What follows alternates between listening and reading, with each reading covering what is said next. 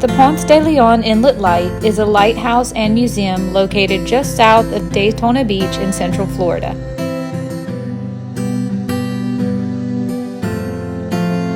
It stands at 175 feet high and is the tallest lighthouse in the state of Florida.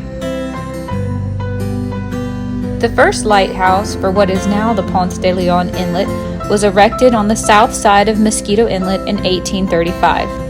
Unfortunately, the oil for the lamp was never delivered, and soon after the tower was completed, a strong storm washed much of the sand around from the base of the tower, making it really weak. The Second Seminole War began soon afterwards, and in December of 1835, Seminole Indians attacked the lighthouse, smashing the glass in the lantern room and setting fire to its wooden stairs. The area was abandoned. The war prevented repairs from being made to the tower, and it collapsed the following year. There were many shipwrecks along the coast near Mosquito Inlet, but it was not until 1883 that another effort was begun to place a light there. Completed in 1887, the tower could be seen from 17 nautical miles away. The original lamp burned kerosene. In 1909, it was replaced with an incandescent oil vapor lamp. In 1924, a generator was installed to provide electricity in the keepers' dwellings and to pump water, replacing an old windmill pump. The lighthouse beacon was electrified in 1933 with a 500-watt lamp. The first-order Fresnel lens was replaced with a third-order rotating Fresnel lens at the same time.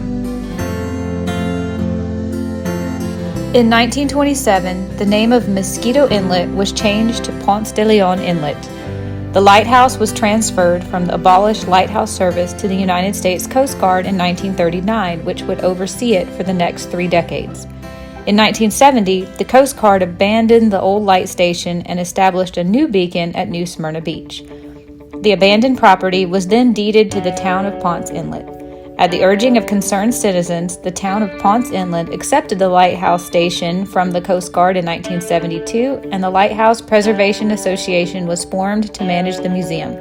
That same year, the lighthouse was listed on the National Register of Historical Places. In 1982, the light was restored to active service, primarily because high-rise buildings were blocking the Coast Guard's beacons to the other side of the inlet.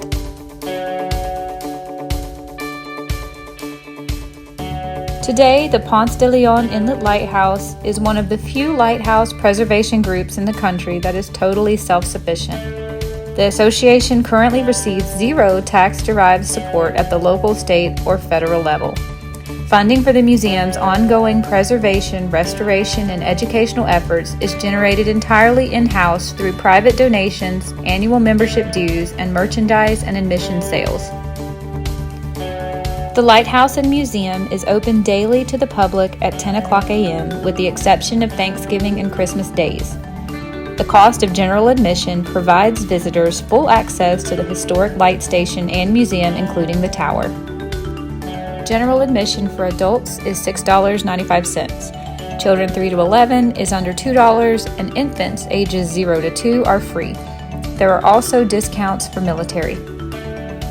Regular hours of operation are from 10 a.m. until 6 p.m. with the last admission sold at 5, but there are extended hours during the summer until 9 o'clock p.m. with the last admission sold at 8. The lighthouse is open to the public for climbing, and access to the lighthouse is included with your paid admission. With the exception of the lantern room, which houses the tower's third-order Fresnel lens, the entire lighthouse is accessible to the public. However, there are quite a few safety rules you may want to be aware of. There are 203 stairs to the top of the lighthouse. Tower climbers should be prepared for this and should be in good physical condition. Proper footwear is advised, meaning closed-toed and non-slip soles and low heels. Flip-flops, sandals, and high heels are highly discouraged. The tower can become quite warm, especially during the summer months, and there are no water fountains in the lighthouse. Please make sure you are properly hydrated prior to attempting the climb. Pets are absolutely not permitted inside the lighthouse, and I would strongly discourage trying to sneak any in, as it is highly dangerous for an animal who would not possibly know how to climb these stairs. They are the type of steps where you can see out of the back, and your foot could easily slip through there, so I would not recommend bringing a pet into the lighthouse. Service animals are, of course, allowed under the law, but again, I would consider the safety of the animal before I would attempt to take it up the lighthouse and make sure your animal will be safe. I think that's about all I can say that anybody would need to know about this lighthouse if you're planning a trip here. I had a lot of fun. It was definitely a workout to climb to the top of the tower, but I enjoyed it and I would love to do it again.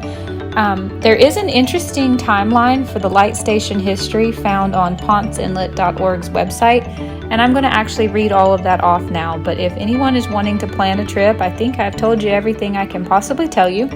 This timeline might actually be kind of boring since it's just dates and facts. If anyone wants to sit through it, feel free. Otherwise, I think you could probably click off this video here. I don't really have anything else to add. Highly recommend this. It was a lot of fun. I actually did do it alone because I left Michael out with the dog in the car. I was not going to try to bring Abra up this lighthouse. So there you go. I hope you enjoy it. If you plan a trip or if you visit the lighthouse, please let me know. I'd love to hear about your experience. I hope you enjoy these views I took from the top of the lighthouse. I thought it was totally worth the climb. I just can't imagine how far I'm actually able to see from the top. And then as we climb back down, I will read to you the timeline from Ponce Inlet's website.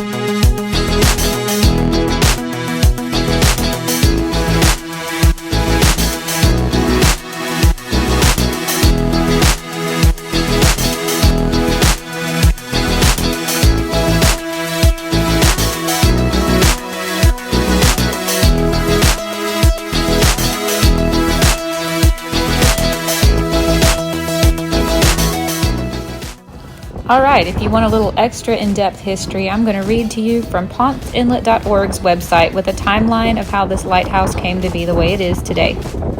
In 1774, the British royal governor established a bonfire beacon on the north side of Florida's Mosquito Inlet to assist ships crossing the bar. In 1783, the Second Treaty of Paris, at the end of the American War for Independence, returns Florida to Spanish rule as the British in America are defeated. The Spanish give land grants to those St. Augustine residents who are both Catholic and loyal to Spain. Antonio Ponce receives a grant for land at Mosquito Inlet. In 1789, the ninth law of the new government of the United States created the Lighthouse establishment. The government assumed responsibility for all aids to navigation and took over the lighthouses. Financing for the lighthouses was placed within the Treasury Department. Between 1820 and 1852, aids to navigation fell under the control of the fifth auditor of the Treasury Department, Stephen Pleasanton. He was notoriously thrifty, and lighthouse construction and upkeep faltered under his leadership. He relied on inexperienced political appointees and friends for advice, and used the lamp design of his friends for lighthouses instead of the new and superior Fresnel lens technology.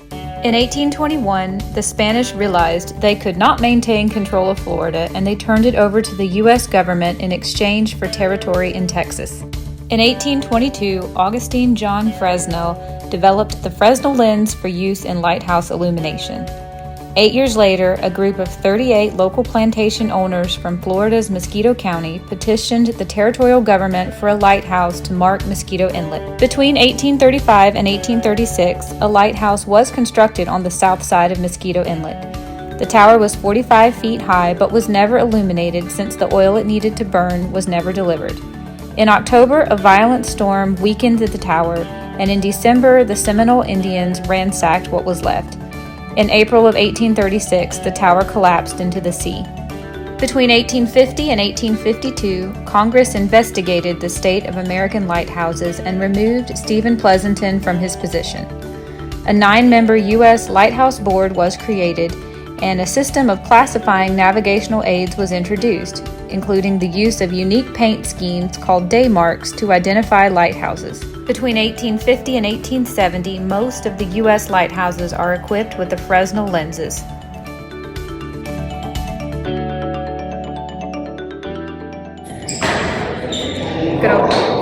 I'm gonna wait on some kids. 1857 to 1910 was the era of the giant brick lighthouses, which were constructed along the U.S. coastline. These masonry lighthouses stood between 100 and 193 feet in height and were lit by Fresnel lenses. One of the last brick giants to be completed was Florida's Mosquito Inlet in 1887. In 1867, the federal government ordered a first-order Fresnel lens to be imported from Paris, France. The cost of the lens was over $15,000, and it would eventually be installed in the tower at Mosquito Inlet Light Station. In 1883, Congress appropriated $30,000 for the actual site land and construction of a new lighthouse at Mosquito Inlet in Florida. The Lighthouse Board requested an additional $100,000 to complete the work.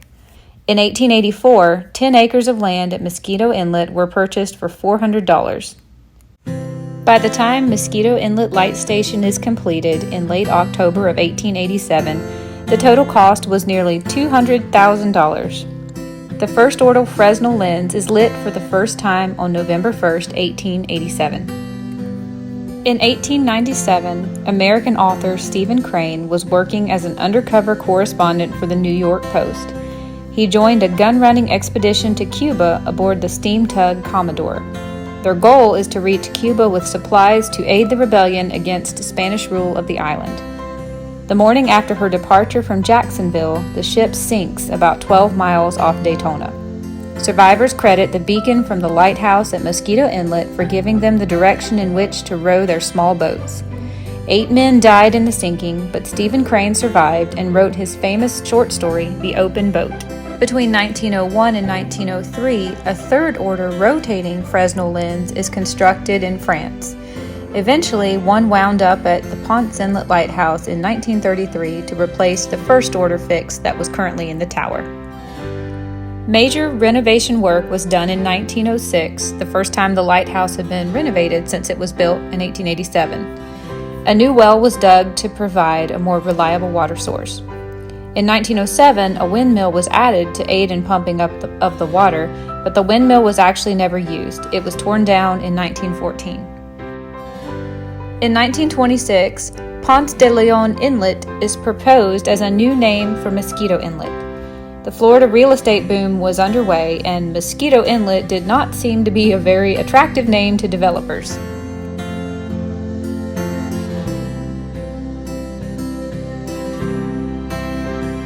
In 1933, the lighthouse is electrified, and the rotating and flashing third-order Fresnel lens, which had served in Georgia, is installed. The new characteristic is 6 half-second flashes in 13 seconds, followed by a 17-second eclipse. By 1953, the lighthouse was now fully automated and live-in keepers were no longer needed. The light station was abandoned except for weekly visits from the Coast Guard. The property deteriorated through vandalism and neglect. In 1970, the beacon at Ponce Inlet is extinguished, and the Coast Guard now lighted the inlet from their station on the south shore. The light station was officially reactivated in 1982 when new condominium buildings were blocking the Coast Guard's tower lights. In 1998, the lighthouse became a National Historical Landmark. Restoration work was begun, which was completed by 2019. I hope you enjoyed climbing the tower with me and learning alongside with me the history of this beautiful lighthouse. This is what it looked like in early June of 2023.